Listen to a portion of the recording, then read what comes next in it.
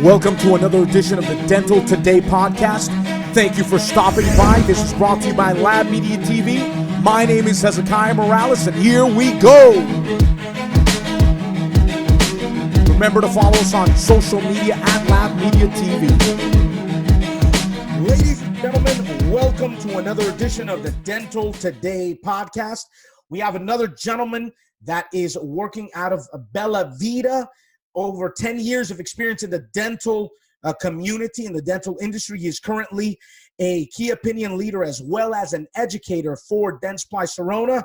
We are talking about Mr. Kevin Reck. Kevin, welcome to the show. Hey, Hezekiah, man, I appreciate you. It's an honor for you to reach out to me and want to include me in this podcast.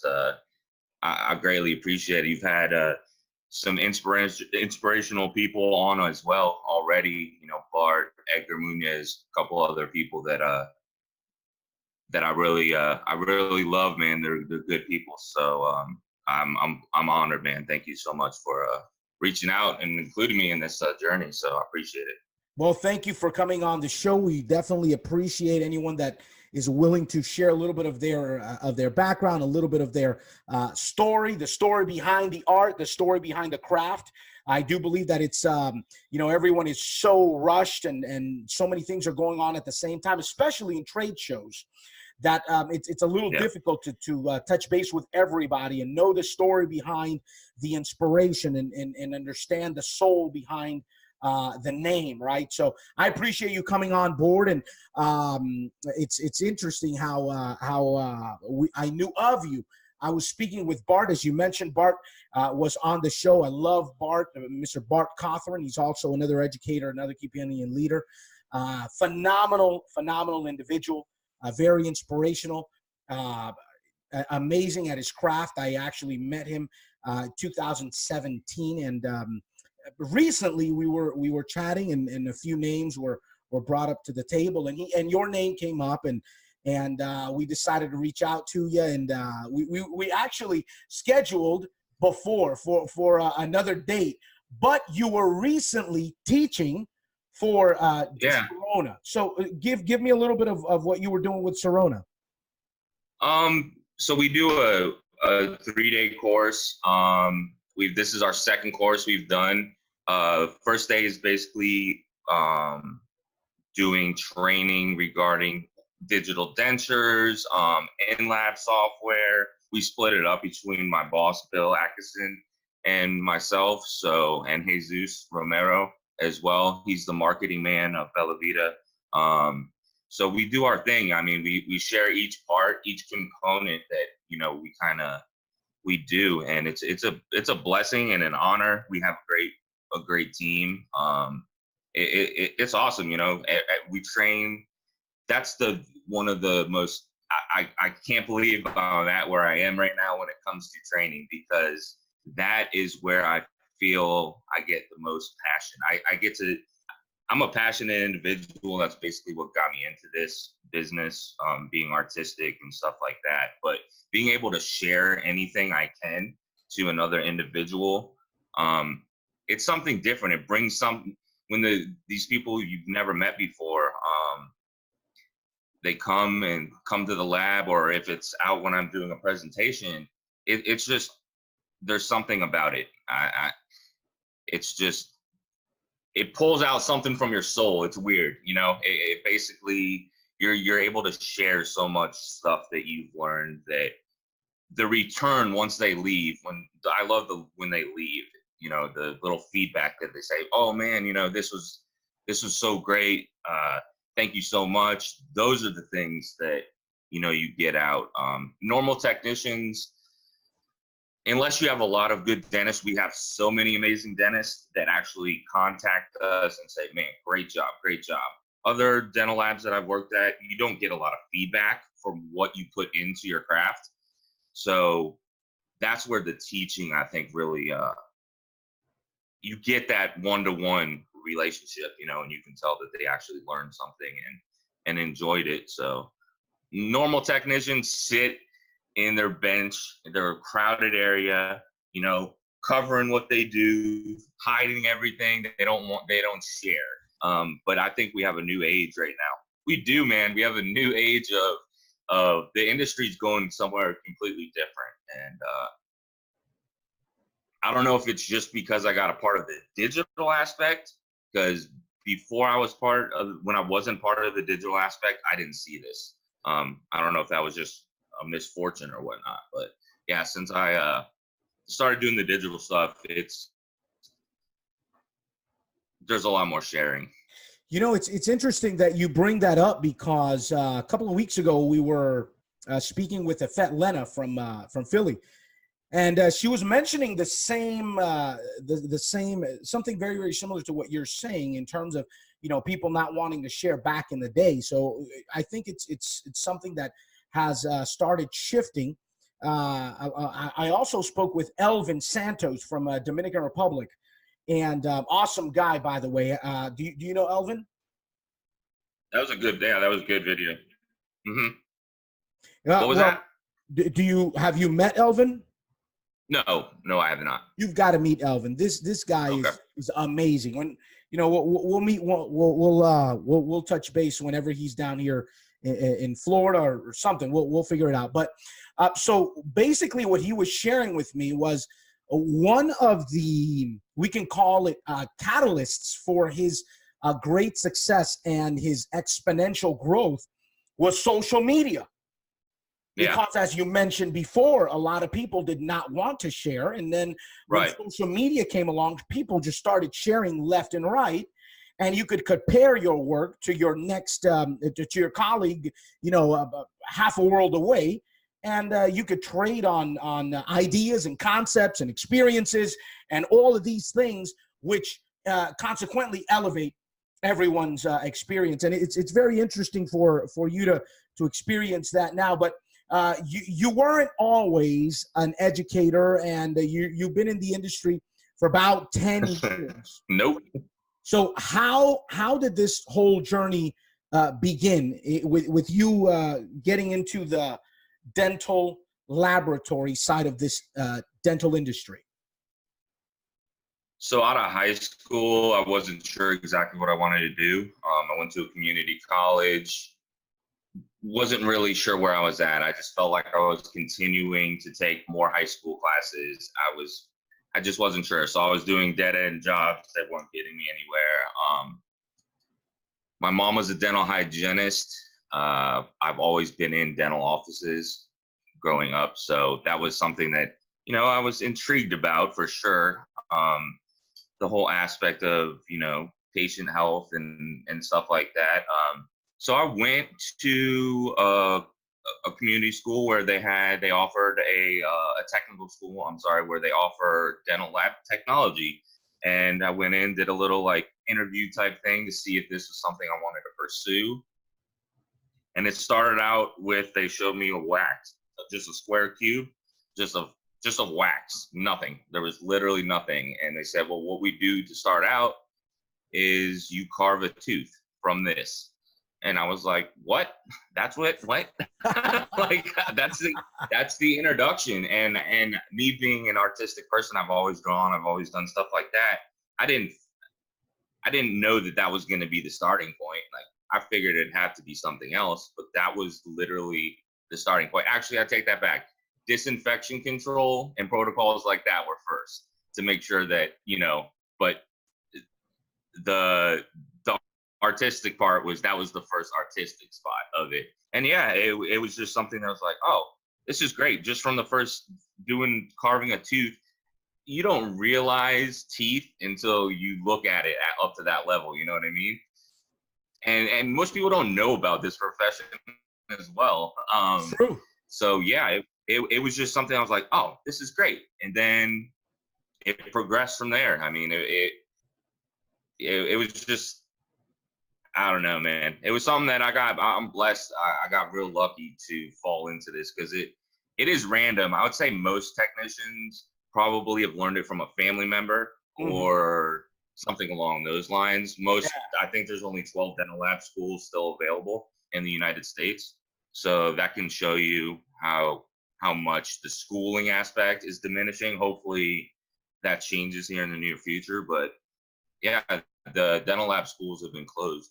they just been constantly closing. So I'm not sure. It's definitely not people are losing teeth. That's not why they're closing. But yeah. And it's very interesting that you bring that up. And how about we just shift it a little bit into this aspect here, and I want to hear your take on this. So I was speaking with Eric Niederhauser, and he obviously he's out from Europe, and he was sharing that his experience as a dental technician is a European dental experience, which is completely different than the American Different experience. And so he had to go to school 5 years, and not only did he have to go to school, but they had a weeding out of people that were not apt, or let's just say apt, not necessarily capable, but they weren't apt for this profession. And if you still remained, then you could pursue it. And then he mentions that he came here to the United States, and he realized that people off of the street were coming into dental laboratories and were being trained to do certain things, in certain simple things, and they started growing from there. And do you believe one of the reasons for that is because of the diminishing of dental schools? Ooh, that's a tough question. No, I just think the training over there is different. Same thing with China, Japan. There's different types. I don't know. I'm not sure. I don't really have a positive answer on that. I'm not sure with that one. I just think there's a need for it. And then at the same time, I think there's a lower pay rate included in what we do, unfortunately. Not everybody, but for a majority of lab technicians, it's a low paid. I mean, it's a low paid job. We're considered unskilled labor in the United States, or at least I know in Florida, North Carolina, it's considered unskilled labor, like basically the same as a McDonald's employee, which sucks because when you look at it, I change people's lives. You know, every day I'm changing someone's life. So when it comes down to that, I don't think it should be labeled as an unskilled labor. But maybe it is just due to the fact of, like you said, all the other extra schooling and stuff like that other countries have. But yeah, I wouldn't necessarily say it's probably because of the schools. Interesting. I was speaking with Mr. Bart Cawthron, and we were talking about how people or dental technicians are not encouraged to be part of these programs, or not programs, but groups like the Florida Dental Lab Association, all that. And it's possibly because of this, the fees and everything, and a lot of technicians, as you're mentioning, are not necessarily considered as skilled labor. And maybe it has to do with that. I think we're going to have to get deeper into this, just so that I can understand it as well. And obviously, you know, you've been in the industry for 10 years, and there's probably some information that's possibly missing that could benefit the industry at some point. But you're mentioning or you shared your desire that it would improve, but I do believe that it has improved, just on a different level. Rather than people going to a school or a program for 5 years, they can take a few courses, whether it's online or going to courses as Dents by Sirona has, and you can pick up a boatload of information, years of experience that you don't have to live through, but you can live them through someone else's. And I believe, like you mentioned, the background, the feedback of the people that assist is huge. Yeah. And I believe that there makes a big difference. What impact have you seen in the work of people that have come to your types of lectures in the short term? Let's just talk about the short term. Well, mainly you see, so a lot of the things I do or I try to do is hands-on. So when you're doing something hands-on and you show them, so basically, let's say for digital dentures example, I will show them how I do a certain task. You know, all the hard work that I put in, all the lessons that I learned, and mistakes, mainly mistakes. So when you come to classes like this in continuing education, you're learning from teachers that have evaluated all their errors. Like I spent a lot of time screwing things up to be able to easily show you the key fine points of something to make it easier for you, so you don't have to deal with all the screw ups. And being able to do the hands-on and watching them work through it. So let's say half an arch, I'll let them do half an arch and then let them come back and do the other half. And with that being said, the first half of the arch that they set, maybe it might be a little messy. Maybe there's some errors. And this can be with any type of situation. This is the easiest way to lay it out. So then we come back and do the other half. The other half's going to look 10 times better because we'll critique. After it's cured, I will say, here, these are the little minor things that happen. Then when they do the other side, it's like, okay. And then so they're instantly learning in that short period, where it took me, while I was doing it, you know, quite a lot of screw ups. Right. So would we be safe in saying that these courses that are offered are a shortcut to success in the lab? For sure, yeah. I had to think about that for a second. And without the bad connotations of shortcuts. I mean, by no means are we saying that hard work is not part of the equation, but I'm saying, as you're sharing right now, it is taking the variable of time of that learning curve away from the person that is sitting there, because they are experiencing the workflow without all those variables. Yeah, of course. Bart has a course coming up next month too. Yes. I'm gonna take that for sure. It's in North Carolina. Yes, at the Dent Supply Serona Academy. I forget the date. I believe it's the beginning of October. Okay. Wait. No, he has something else going on the beginning of October. You know what? He mentioned a couple of dates, because we were on a conversation mentioning something that we wanted to do here in Florida as well. But yeah, you're right. It is in North Carolina. I think he has something going on in the beginning of October and possibly at the middle of September. So right now I'm a little cloudy. Yeah, but those are the types of things, like the courses that people like him teach. They're teaching all of the things that he had to learn through mistakes and errors. So it is technically a shortcut. It's a way of getting to the product or whatever it might be, and getting it from somebody that knows it the most. I think that's, if you get the knowledge from someone that's had their hands on it from the beginning, you're going to gain the most from that product and for your lab. And the other thing when it comes to teaching is, I show them, and I'm just going to, in regards to Dent Supply Serona software, the in-lab software, there's so many applications that are free, but so many lab technicians don't use them because they don't know how to use them. Whoa, there you go. So, and that's what really changed with these courses. Like the last people that were at our course, there was so many things that they could offer to their lab for free that they're not utilizing. And it just goes to training. If you need the training of that.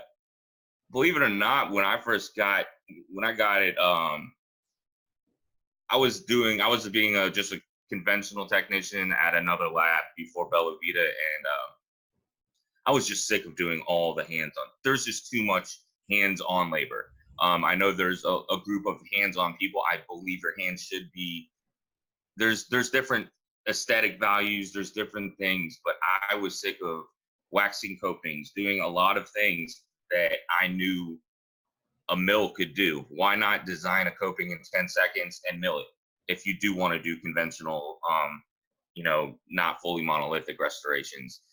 There's reasons why that stuff is available, and I just convinced my old boss. I had no knowledge of it. I was just like, we have to change, because if you're not changing with time, that you're gonna be dead in the water. You can't do this hands-on thing forever.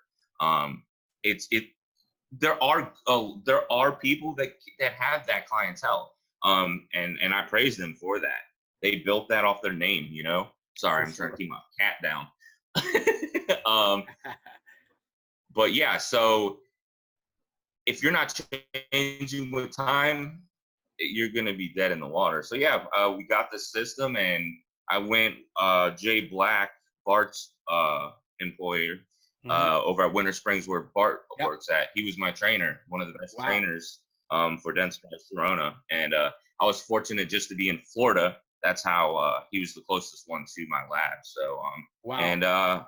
and that's where the digital aspect started, and I couldn't be more thrilled to where I'm at right now in a short time. And besides Bart's training, or Jay's training, I literally spent 15 hours a day just working and then learning the system, and it was just hard work, like, to get to learn it. Like, and there's a lot of people with the system that don't, and that's where I'm getting to, that don't go into the other programs that's free. Because The they don't know. framework software, the splint software.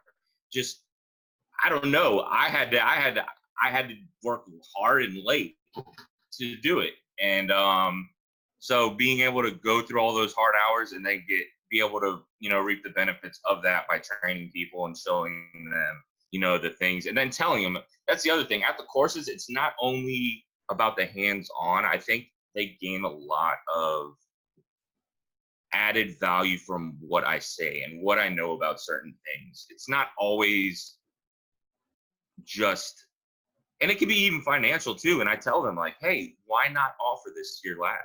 Or here's a product. Why don't you use this product? This product's amazing. This is what you should do. And Dawn from GC, they come to our courses, GC Gradia, and they come and we do composite. We put composite on dentures going right now in this community. People sharing, caring. It's a game changer. And I think it's due to, for sure, social media. But once I got to this digital aspect, I don't know what it was, but things just hit a 360, and I'm blessed to be a part of this. I'm glad to hear that, and it just makes me think. Now that you're mentioning, that you felt a shift in the digital. Could it be that because people were so hungry to learn and so eager to understand, that maybe it's even come to change certain people's mindsets regarding the lab approach? Of course, I think it becomes more fun. When you're cutting down on hours, you're able to leave maybe at 6 o'clock instead of working until 10 at night because you're doing everything by hand.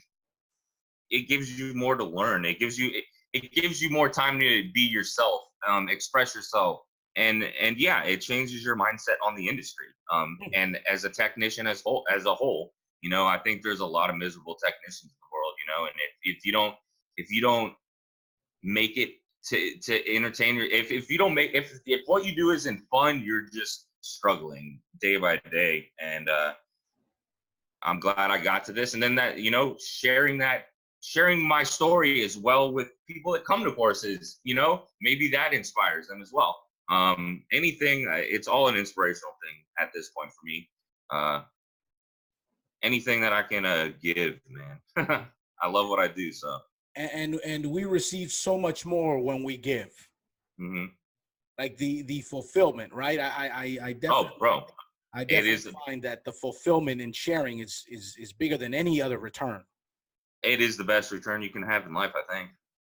That's absolutely amazing. You do have something coming up in the near future here in Florida, West Palm Beach. Tell me a little bit about that.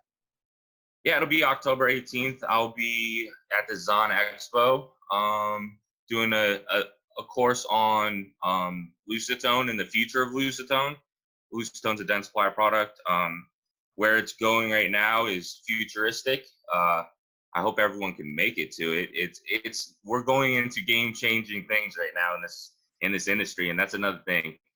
Man, to be a part of the evolution, like what we're doing with printing, what we're doing with all the software that we can use. Man, I remember normal monolithic zirconia looked like crap. Now we have something that looks literally like someone stacked porcelain on it.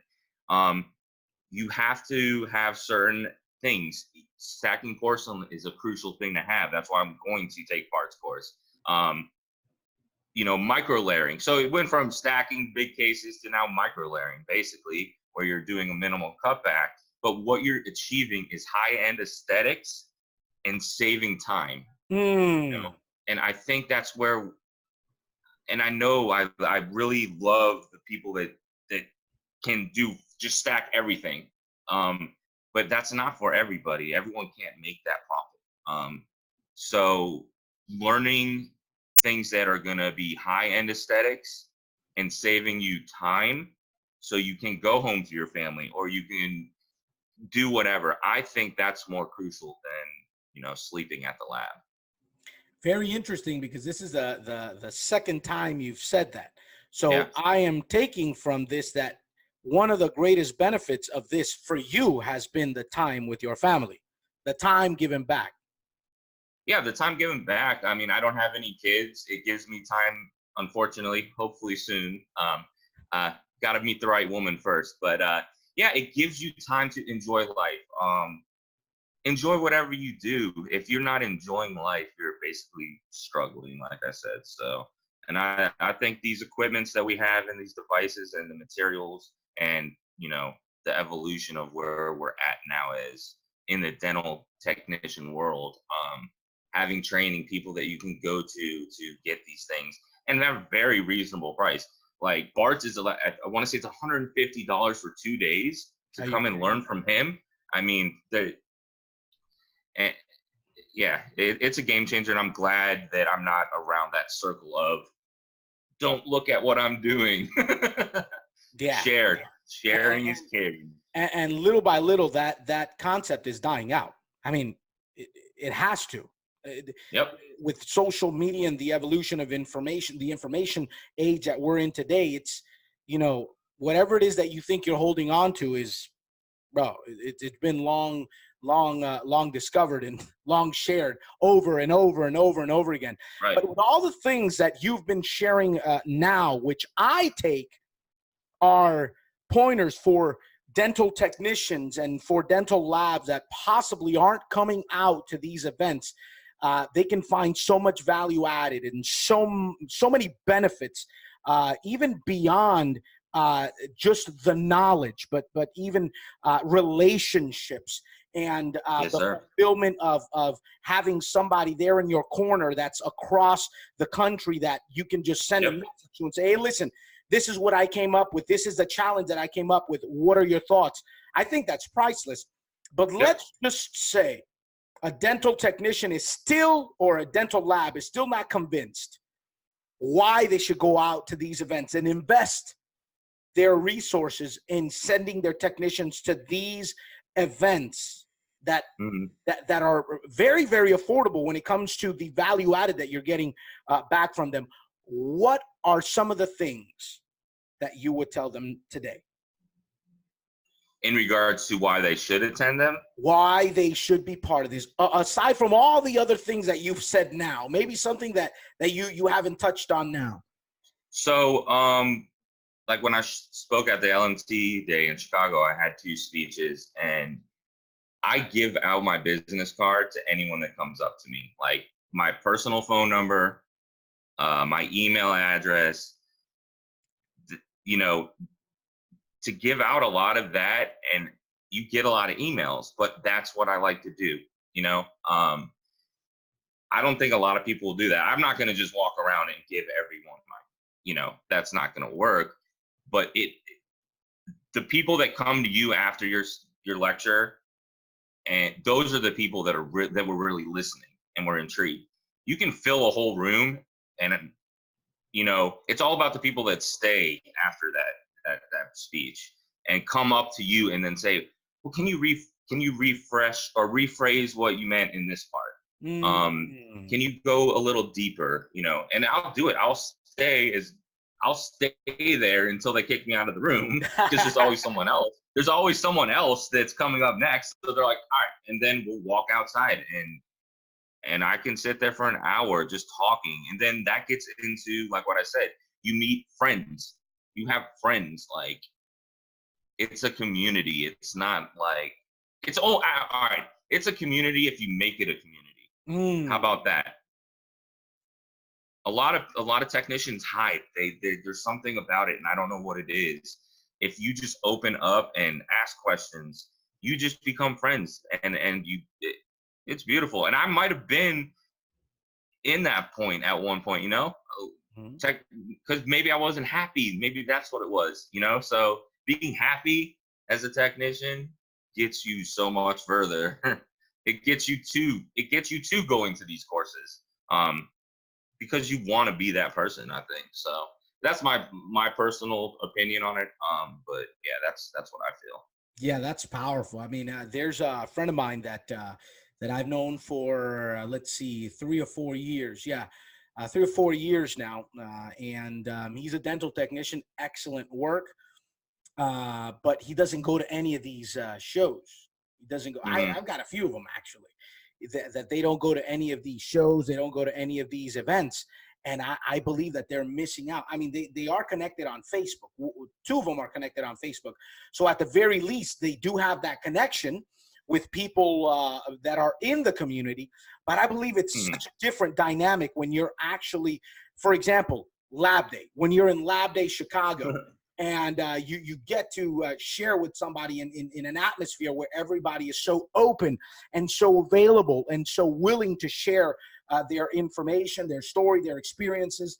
And I think it's amazing. And I think you're doing a great thing there, Kevin. I admire all the dental professionals that are out there, not only doing their work, but also sharing with the dental professionals, whether they're dentists or dental lab technicians, their experiences, their knowledge, those tips and tricks that took them hours, days, weeks, months, years, long nights, finally figure it out, right? Yeah, and I think it's such a beautiful thing. I am looking forward to possibly seeing you here in West Palm Beach. So give us that date again, October 18th.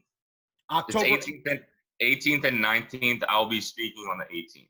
You'll be speaking on the 18th, and that's going to be the Zon Expo, correct? Yes, sir. The Zon Expo in West Palm. And I believe Edgar Munoz is also going to be here. We were chatting a little bit, and he mentioned something. Yeah, Edgar's gonna be there as well. So I'm trying to get there early so we can spend some time before the dental part. But I'm not sure if I'll be able to get there early. So for sure. Well, get together with him, because him and I we're gonna be doing some fun stuff on Saturday. So get together with him, schedule, so we can figure something out. But it's been a pleasure having you with us, Kevin. Please let us know, where can we find you on Instagram, Facebook? What's your tag? What's your name on there? No Instagram, but you can. Not yet. I know. I don't know why. Everyone gets on me for this, and I'm such a digital person and photo guy, but I don't know. Maybe I should do it today. How about that? You're doing it today after beat. You, ladies and gentlemen, you heard it here on the show right after. And then I'll let Lab Media TV put it down in on the Facebook page so you guys can follow me. How about that? We'll do that. But yeah, Kevin Reck, dental technician on Facebook. And Hezekiah, it's been an honor once again. It's a blessing for you to reach out, man. And you're doing a good thing right now, and you're picking, I think, the right people that I've seen so far. So I appreciate you for having me on here, man. No, we appreciate your support. It's something that more than anything, I like to hear the people, your story, the person's soul behind the name and the art and all this. So I appreciate you making the time. It's been a pleasure and honor having you on, and all the other dental professionals that have been and will be. It's such a pleasure having such special people as yourself on here. I admire each and every one of you, all of the gifts and the talents that you are willing to share with the world. It's such an honor having you here on the show. Ladies and gentlemen, Mr. Kevin Reck, make sure you follow him on Facebook, also on Instagram. After a couple of hours, we're going to be sharing information on Facebook. You heard it here. We're committing him here in front of all you folks. Ladies and gentlemen, thank you for your support. I ask you to share it on your Instagram page, on your Facebook page, and let's grow the community. We will see you next time.